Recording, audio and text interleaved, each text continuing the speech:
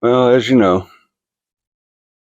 a lot of these CB radios and ham radios, they're really set up to be installed on a car that is running. So the alternator spinning, giving voltage, and they want, that 13 to 13.8 volts, or better. And to be able to give these radios for my backup communications with CB, they want for good longevity, so I don't undervolt or overvolt them. I've put together several products to be able to have a DC UPS power supply, uninterrupted DC power supply. And I'm going to show you a few graphics here for what I'm putting together.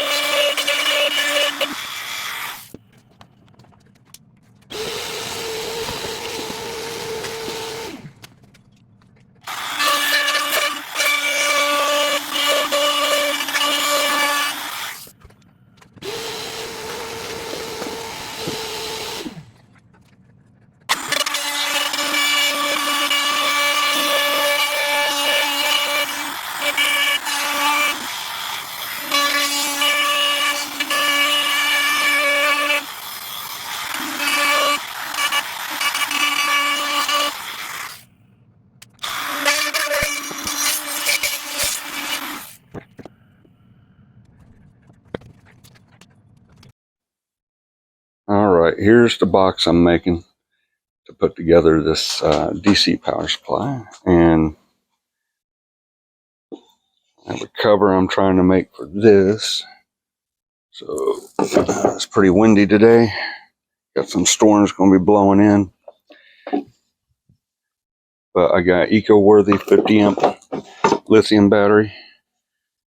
And I got their DC to DC charger / MP, or what is it? MPPT charge controller. So I'll be able to plug in solar panels to be able to charge the battery if I don't have grid power. But with the grid power, what I'm going to be using is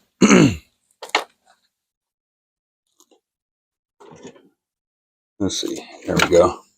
This 30 amp DC adjustable power supply, and that little adjustment right there on the left, that little orange pan pot, I can adjust it up to 15 volts. So around 12 to 15 volts. So just like the car puts out, what this thing wants, as if from a car battery and alternator. And as long as it has voltage, it will keep, this battery up. But when that power goes off, because it's going to be grid power going off, turning that power supply off, then I'm going to be running solely off a battery until I need to plug in one of my portable solar panels to the inputs. I have an adapter for the MC4 connectors that it comes with, and I'll be able to plug it into there. But as you can see right here, I put the pigtail that comes out the back. There's no buttons on the back or anything, just the harness of wires coming out. And I made a cooling fan to go on the back. This thing, when I tried it out and plugged it in, it charged the battery up to full. Man, it got really warm, really hot. So I put was basically this is cut, but to size to fit the bottom of the aluminum housing, because it's just this rectangular cylinder housing. No screws for panels to come off of it, just the ends. So you got the face with the buttons and indicator, or button and indicator, and the back with the wire harness. And so I did, since this stays really cool on the back,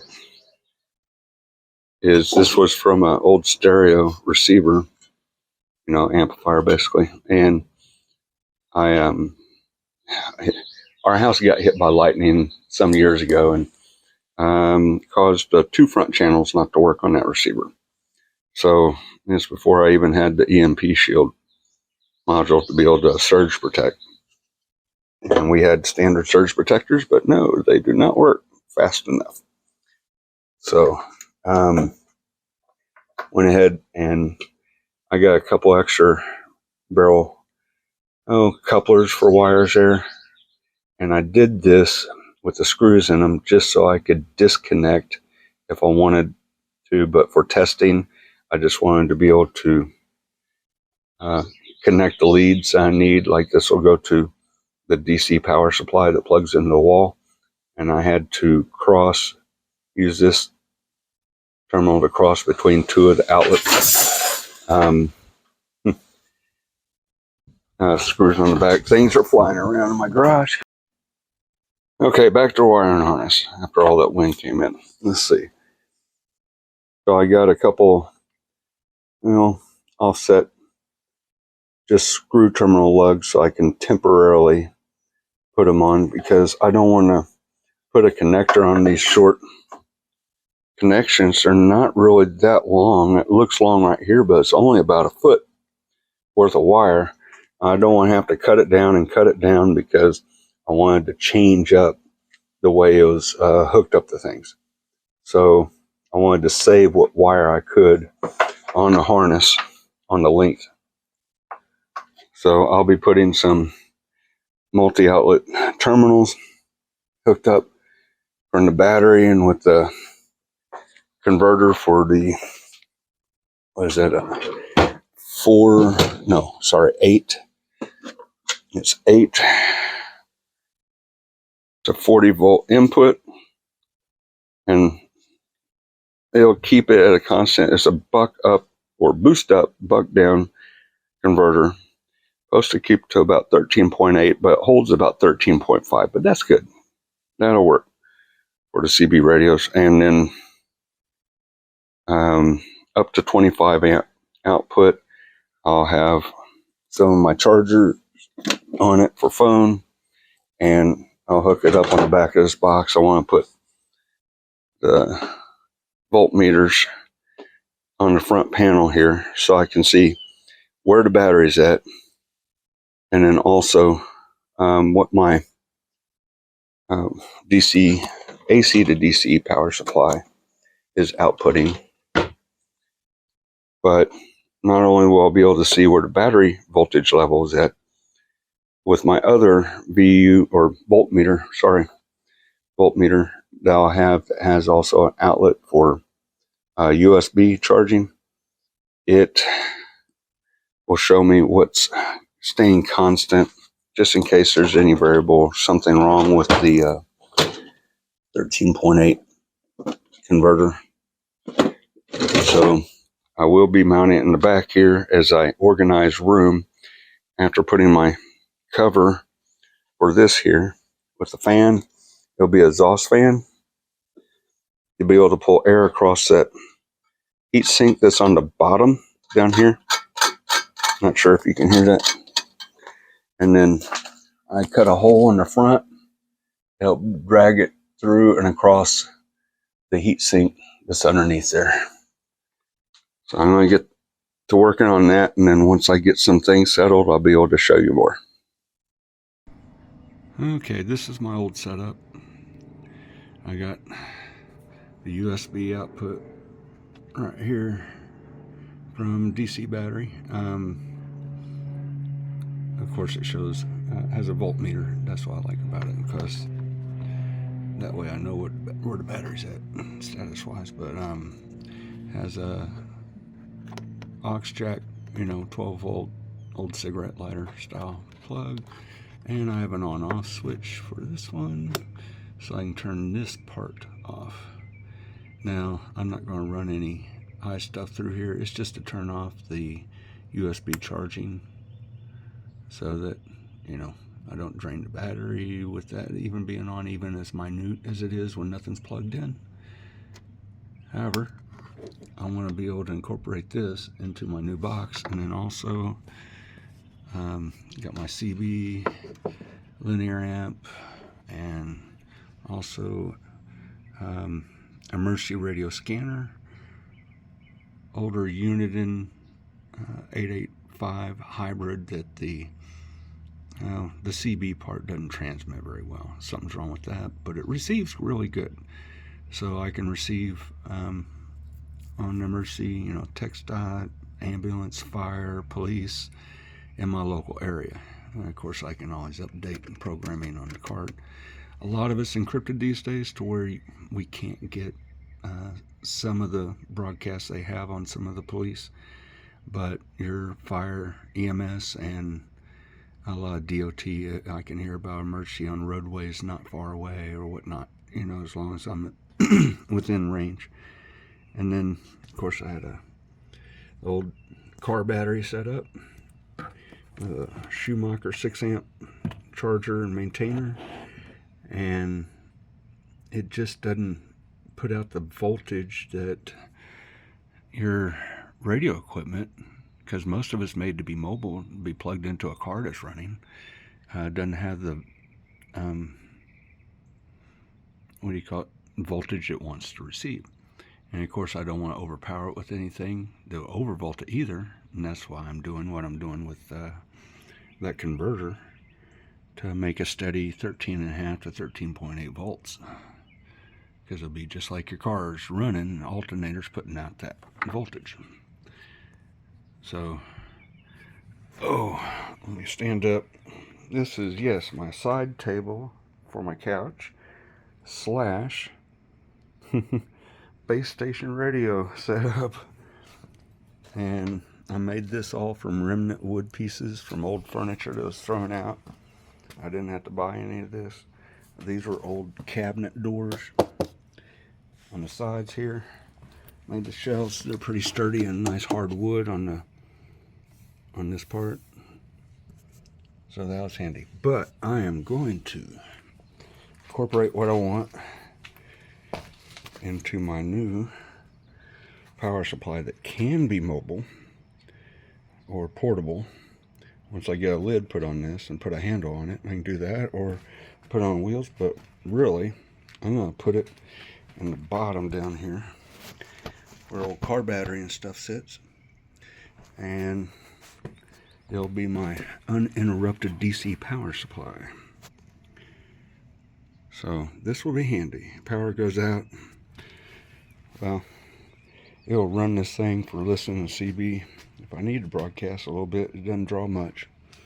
And that's why I went with the 20 amp instead of 40 amp charge controller / lithium battery or other battery charger, that DC to DC charger. So don't need anything big.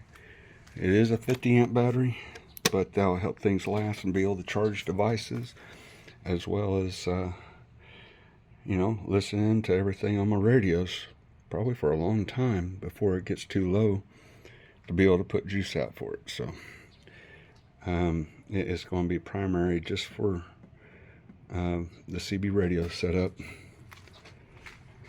And I do have offline maps I've saved on my phone so I can keep it charged. If I do need to get out, I have other devices that I can keep my phone charged, you know, like the portable solar panels and whatnot, keep battery banks charged. But I will be using this for home. And of course, because if you're wondering, yeah, on some of these CBs, most all of them, they have the speaker on the bottom of the radio, and that's why I have my external speakers I've set up. One for this one, the little President Bill FCC is very small, and its speaker in the bottom is very small, so plug in a standard 8 ohm speaker. It's just a full range old JBL. Actually makes it sound really nice and very full sound. So has an external speaker jack on the back of these radios.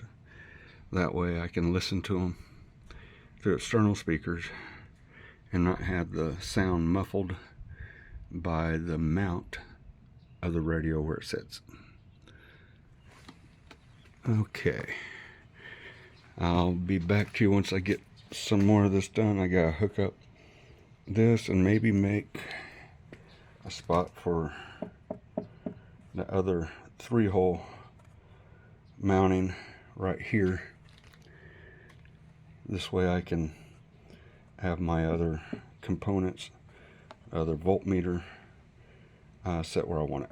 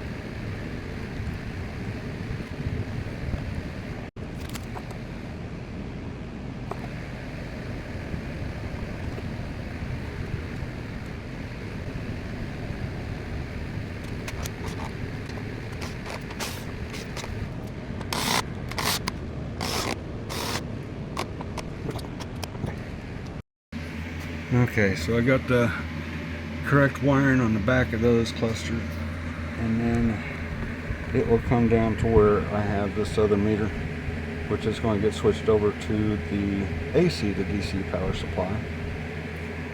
So I know where it's at, but at least I'll have all gauges from, of course, what the battery's doing, what this converter's doing, and the other one, of course, make sure that my AC to DC power supply is on or not, and what voltage I have it adjusted to, and make sure it hadn't gotten thrown out of whack.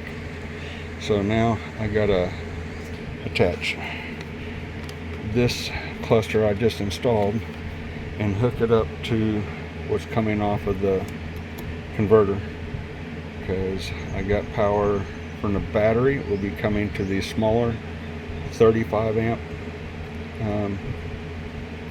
bus connectors, whatever you want to call them. These are 35 amp as well, but you got the yellow and black off of one side is the output of that converter.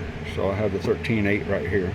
This will be wherever the battery's at, and then Also have the charging coming in to the battery, of course. Plus there, negative there.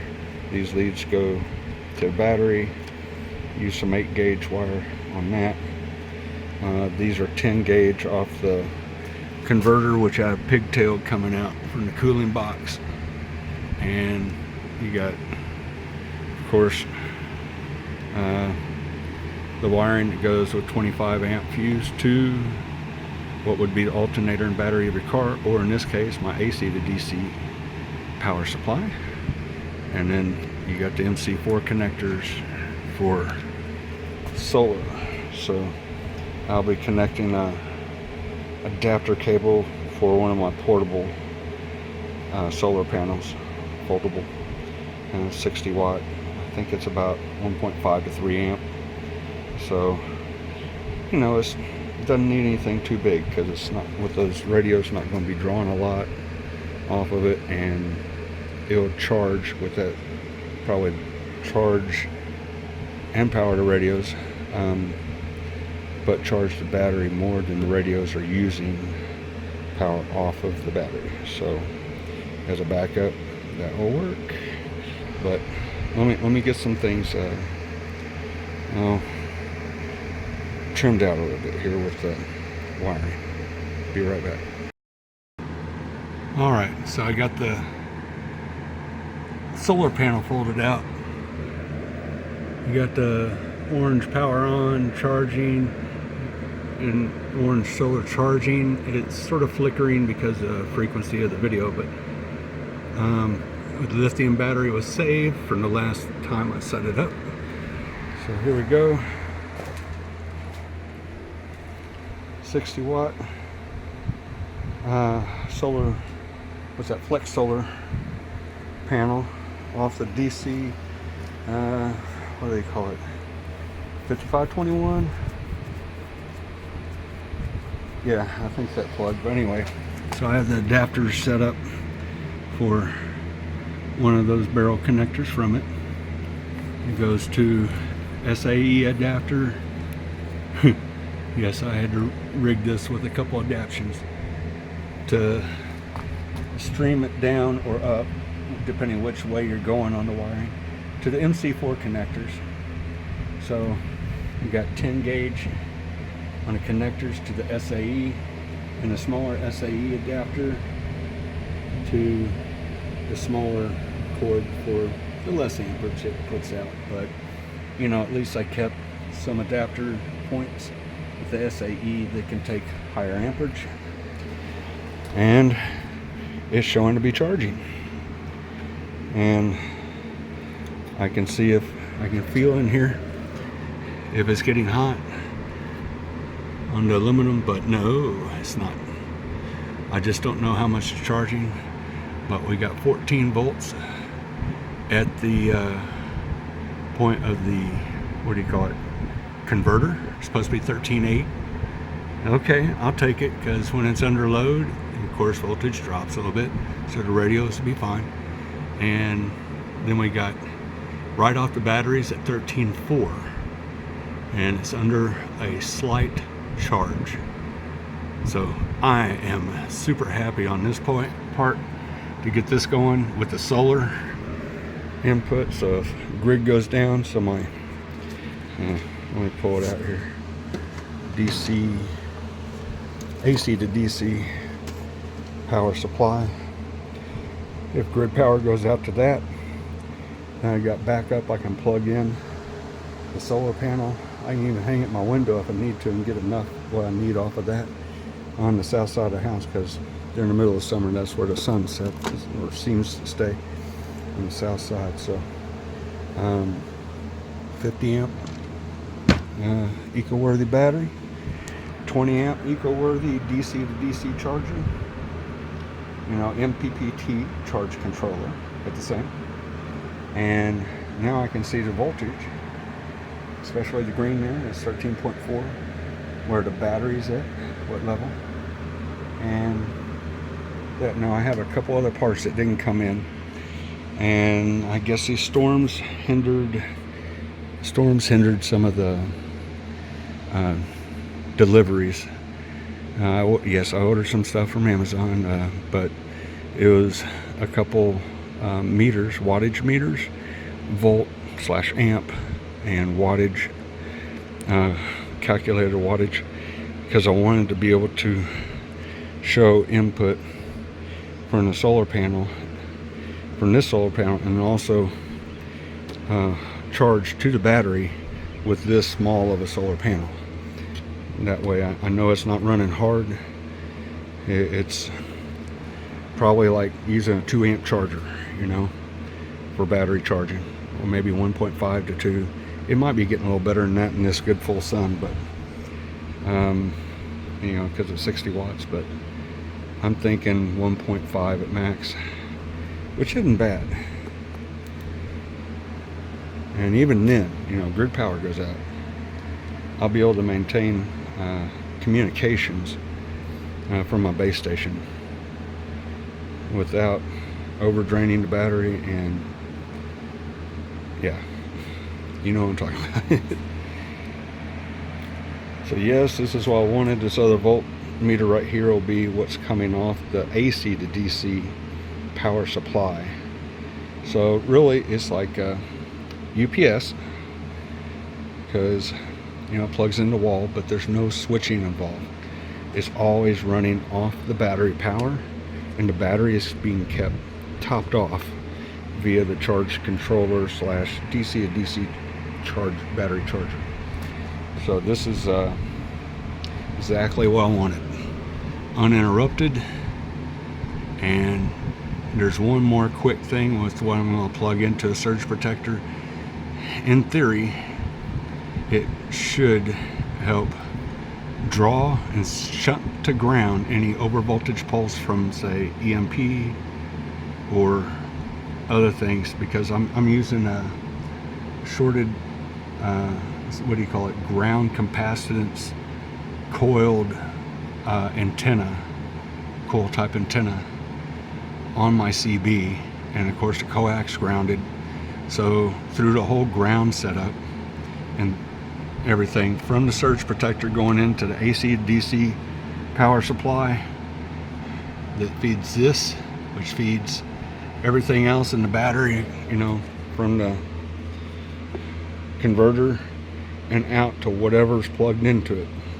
In theory, it should shunt to ground, that pulse to earth ground, through my house's electrical system. That way any overvoltage pulse that would come from EMP, even picked up on the antenna, because it's all through the groundings of the positive negative, the ground part also, in the radio from the coax down to all the way to the wall plug. So it'll be protected most likely. Now you want to be sure you get one of their lightning arresters, which also has the EMP shunt to ground relay for antennas. But at least my antenna uses that coil that's shorted. So I mean, when you test it for conductivity from the positive and coax negative on the antenna, it always shows short. It's because that coil and the coil capacitance that it uses from a different electrode that's a hard capacitor that comes down into the coil but doesn't touch. So from the coil being grounded, it should, in theory, everything in line should be protected on this whole series with this one RV portable plug-in by EMP Shield. At least that's my thoughts on it. From the wiring and everything where it goes through, they're using a lot of common grounds on this stuff all the way back. So that's what I'm hoping for, is that it'll pull that pulse away that's on circuit boards from frying sensitive components in the electronics like my CB and stuff. Now one thing I need to do though, I still got to put it into this where the old car battery's at, so I can have the face of it showing forward. So this is where it'll set, where the car battery is. Because of the box, it will stick out a little bit further than that car battery, of course, but it's perfect where I need it. And I need to probably arrange things a little better up here. I'm not sure because I have other things that I set in here, or I could set in here.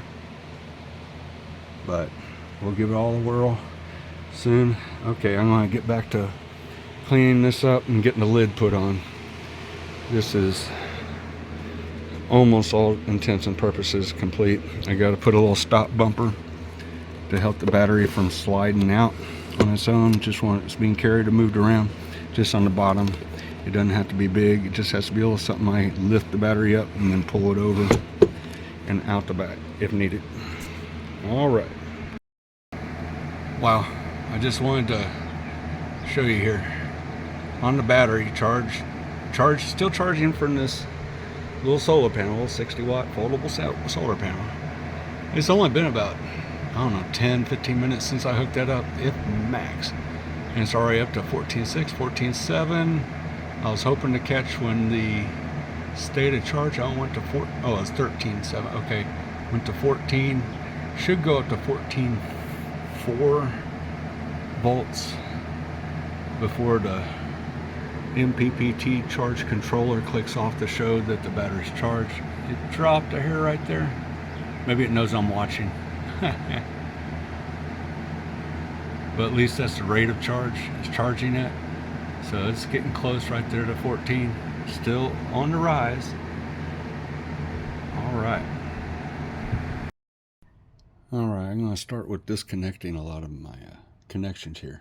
So yep, I'm going to start with my trickle charger. Of course, all that's disconnected that way.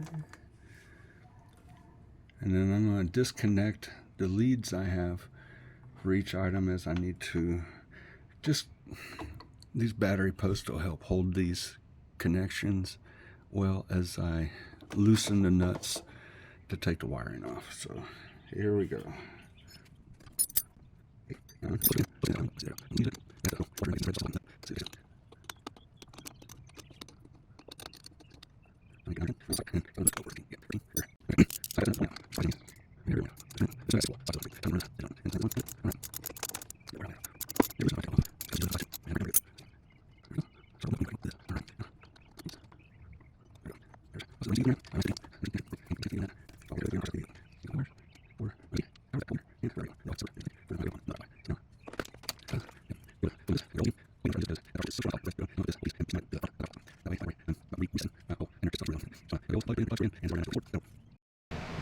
All right, I was able to get it all enclosed with a lid on top. Oop, almost dropped the phone there. Let's see. Put the cover on top. I know it's hard to see with all these wires in the way here, but I have my standard fixed 13.8 to 14 or 13.5 to 14 depending on load, up to 25 amp bus bars right here. So I tied in the CB linear amp setup right there, and then also have my the 885 unit hybrid, police scanner or emergency radio scanner. Now I made a little hook here to hold the extra wires, so I have quick access to just undo and pull out stuff as needed. And of course I can take this lid off. It's got 6 screws in it, 3 on each side. On the top I plan to make a handle for it. Now some of the parts that were delayed in shipping was a thermal switch. Well, I put a little switch down here, one of these little multi-port with a little switch on each one, just for the fan there. That way that can be running, and then I can turn it off if it's not needed, but turn it on when I know power goes out. I can turn it on when power comes back on, and it's doing heavy 20 amp charging from my 30 amp power supply to the charge controller to the battery. So I can turn it on when needed.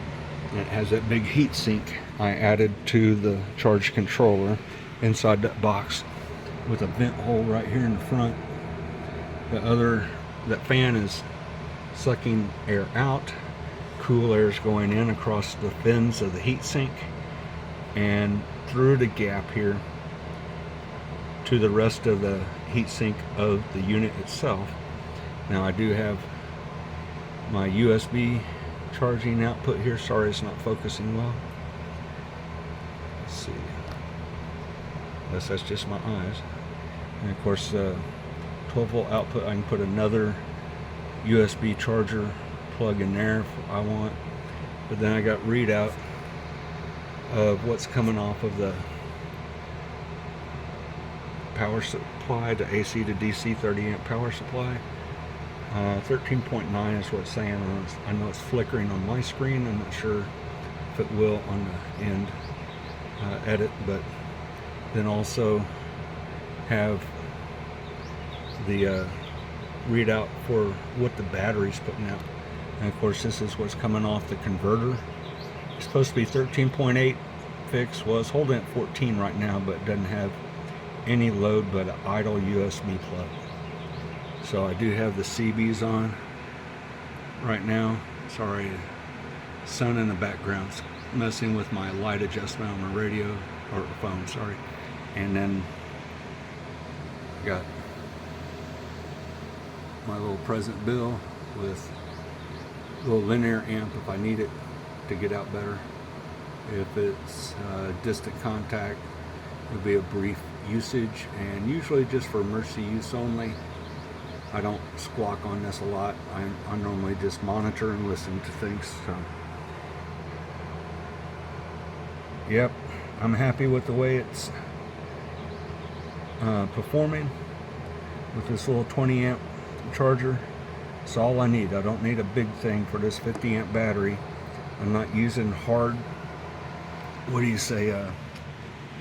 hard continual draws like AC inverter would do if you're powering a refrigerator and other things off of it. So I'm just using it for uninterrupted power supply. So if power goes out, this is topped off, the battery is all the time. It's not going through a heavy deep cycle of any type. It should help this battery last a very long time compared to what they say minimum is. You know, how many cycles of use in years. So I'm finally satisfied with this setup. It's going to be much better than the standard car battery that's on its way out and someone else DX'd it just to get a brand new battery. And of course that converter back there in the back, if you can see right back there, 8 volts to 40 volt input, and it's supposed to output a steady 13.8.